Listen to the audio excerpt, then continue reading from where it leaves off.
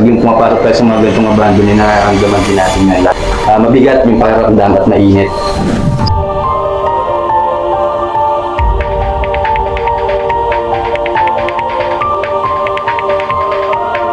Parang may nakita ako dun sa bintana.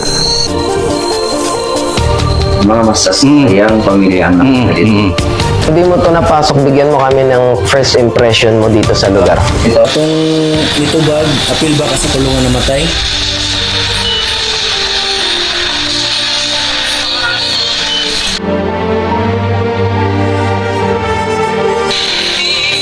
Dili.